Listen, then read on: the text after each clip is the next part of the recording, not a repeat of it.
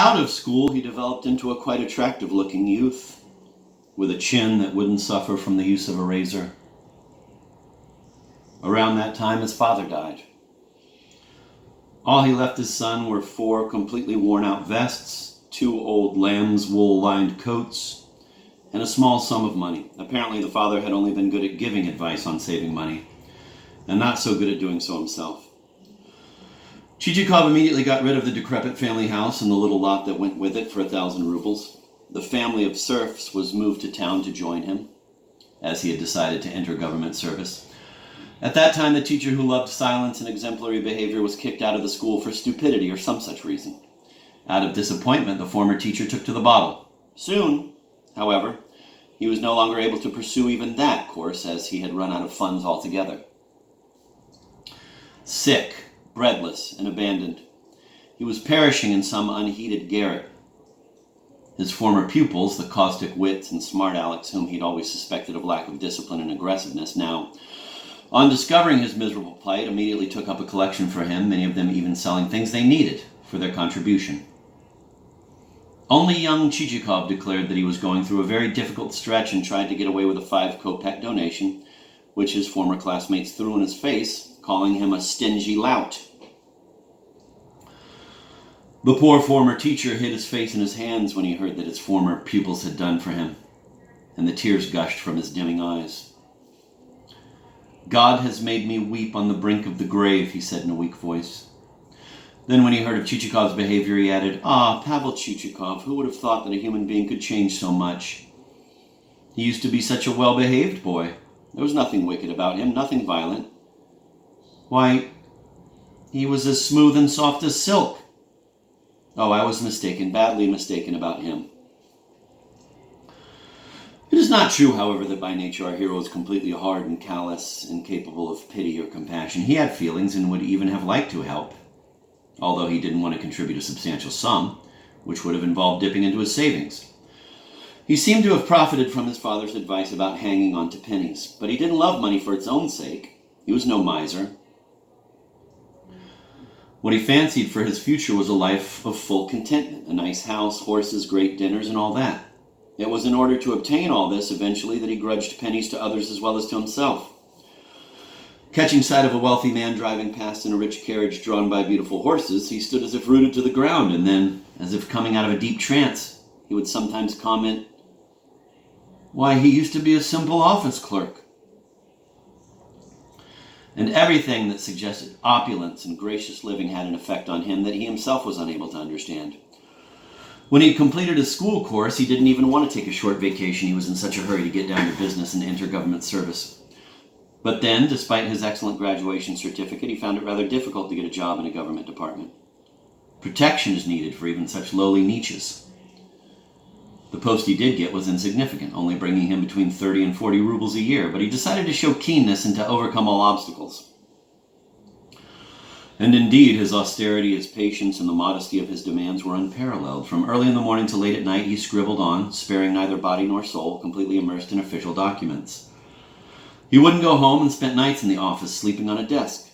Sometimes he took his meals in the company of the hall porters and doormen, but managed, nevertheless, to be always neat, to be decently dressed, to communicate a pleasant expression to his face, and even to move with a certain distinction.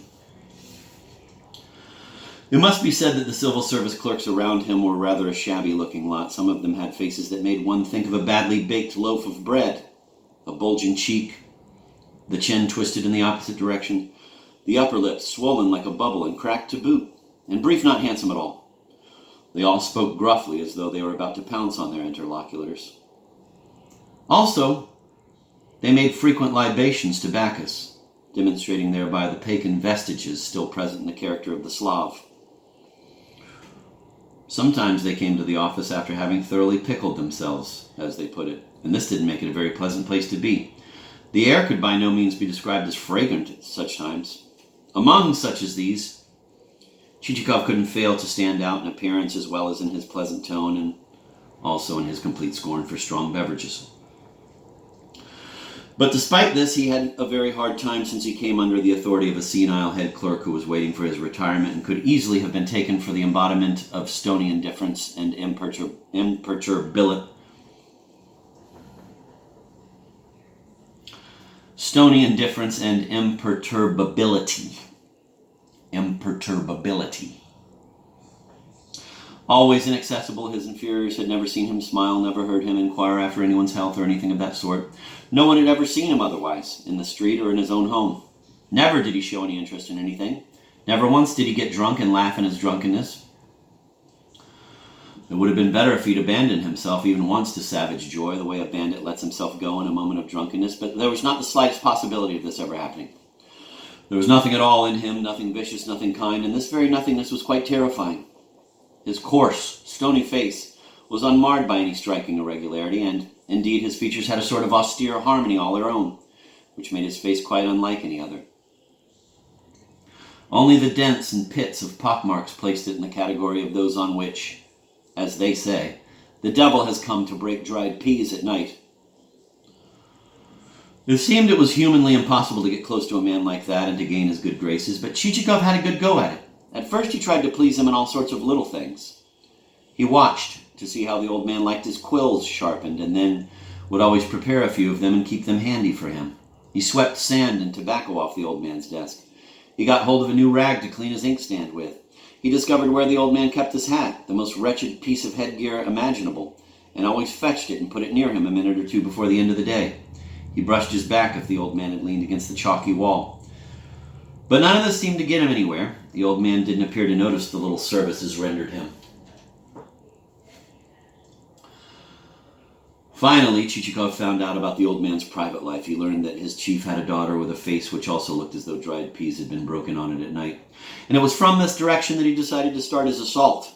He found out what church she attended on Sundays, and he would place himself in front of her, dressed very neatly, his shirt front starched with special lavishness for the occasion. And here he met with some success. The austere head clerk reacted and invited Chichikov to tea. And before anyone in the office knew what to think of it, Chichikov had moved into the old man's house and become indispensable. He bought supplies of flour and sugar for them, treated the daughter as if he was betrothed to her, called the old man Papa. Everyone in the office was certain that the wedding would be celebrated by the end of February, before Lent. The stern head clerk started to look around to see whether there wasn't some way to obtain a promotion for Chichikov. He went to see his superiors about it, and when a vacancy appeared in the neighboring office, Chichikov was made a head clerk himself. With this, he seemed to have achieved the object of his relations with the old head clerk, for that very night, he packed and sent his suitcase back to his old quarters, himself returning there the next evening. He ceased to call the old head clerk Papa, and no one ever heard him say anything about marrying his former chief's daughter, so that it was as if there had never been anything between the two. However, when he came across him, Chichikov always shook him by the hand and invited him pleasantly to tea, and the old head clerk, despite his stony indifference and permanent immobility of feature, would shake his head and mutter between his teeth, "He's double-crossed me. He's double-crossed me, the son of a bitch."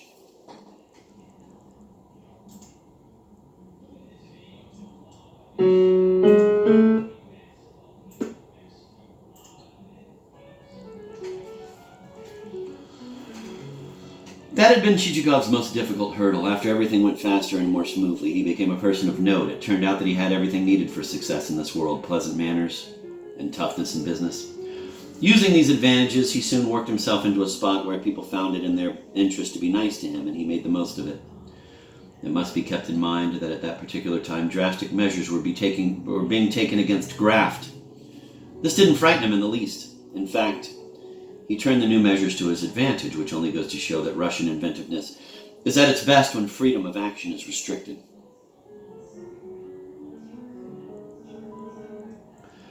Here's how he proceeded.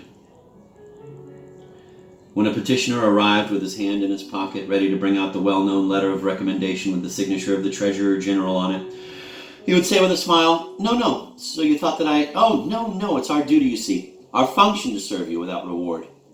You may rest assured that by tomorrow everything will be completed as far as I am concerned. Why not leave me your address, an apartment number? Then you won't even have to bother. I'll have it delivered." The charmed petitioner returned home almost ecstatic, thinking, "Now there's a man. I wish we had more like him. A precious gem." But on the next day, the papers the petitioner expects are not delivered as promised. Nothing arrives on the following day either. He goes to inquire. The case hasn't even been attended to. He asks to see the precious gem. "Oh, I do hope you'll excuse me," Chichikov exclaims very affably, seizing both the visitor's hands. "You see, we had such an awful lot of business to attend to, but it will be done tomorrow without fail. Really, I feel quite embarrassed." And all this was accompanied by the most enchanting gestures, and if the petitioner's coat chanced to open, Chichikov's hand would fly out to put it back in place and hold it there. But 1 day, 2 days, 3 days goes by, and the papers do not arrive. The petitioner decides there must be something behind it. He makes inquiries, and is told that he ought to give something to the copying clerks. "Certainly," he said. "Why not? I'm ready to give them a quarter ruble each." "No, not a quarter ruble. Give them 25 rubles apiece." "What? 25 rubles for each of these pen pushers? Why get so excited? You needn't worry. The pen pushers won't get more than a quarter ruble each. The rest goes to their chiefs."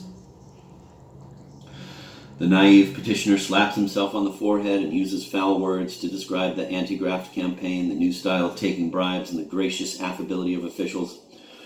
Before, you at least knew where you stood. You gave a 10-ruble bill to the fellow in charge and the deed was done. But now you had to pay 25 rubles to each copying clerk, and you had to waste a whole week before you got wise to the business. The hell with disinterestedness. The hell with disinterestedness and feelings of duty. Of course, the petitioner is right to feel this way, but to make up for it, one finds no corrupt officials above a certain level. Everyone in charge is now scrupulously honest and respectable. And it's only secretaries and copying clerks who are crooks. But soon Chichikov found much wider scope for his activities. A committee was formed for the construction of an important government building. He managed to become a member of this committee, and a very active member at that. The committee went to work immediately. They fussed around the building for about 6 years, but either because the climate was unsuitable or because building materials were scarce, after all those years it turned out that only the foundations had been laid. In the meantime, however, beautiful private mansions, each belonging to a member of the committee, appeared in various corners of the town. Probably the soil there was much better suited to construction. The committee members prospered and reared their families, and it was only at this point that Chichikov started to loosen the bonds of his drastic rules of abstinence and austere self-denial. Only now did he relent in his long fast, and it developed that he had always had a taste for good living, but that nevertheless he'd been able to control himself during the ardent years of his youth, a time when no one is entirely master of his passions.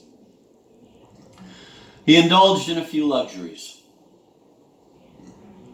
He took on a good cook and bought some fine shirts of Holland linen. As to the material for his frock coat, he got himself some of the better quality than anyone else in the province, and from that time on he always kept to scintillating brownish and reddish tinges. He bought himself a pair of fine horses and liked to take the reins himself, making the side horse prance. At this point he had already acquired his habit of sponging himself with water scented with a little eau de cologne, and now he started to buy a special soap that was supposed to communicate a smoothness and softness to the skin. Then, suddenly, a new big chief was appointed in place of the old doormat who'd been in charge. This was a former army man, a disciplinarian, and a hater of graft, and of everything that comes under the heading of corruption. The very first day after his installation, he gave them all a bad scare. He demanded the financial records and found that funds were missing. Then he also found out about the beautiful mansions of the committee members. A full inquiry was ordered. Officials were dismissed. The beautiful mansions were confiscated by the National Treasury and turned into a variety of charitable institutions and schools for the children of the Army's long-term servicemen. It was as though a hurricane had passed over the accumulated assets of every member of the committee, and Chichikov suffered perhaps most of all. God knows why, perhaps for no reason at all, his new chief took a violent dislike to Chichikov's face, despite its pleasantness. But being a military man and thus unable to see through the subtleties of civilian intrigues, he allowed some highly adaptable officials to worm their way into his good graces by putting on airs of intransigent incorruptibility. And so in no time he found himself in the hands of the biggest crooks of the lot, although, of course, he never suspected it. In fact, he was terribly pleased with his ability to pick the right people and boasted of his subtle gift of discrimination.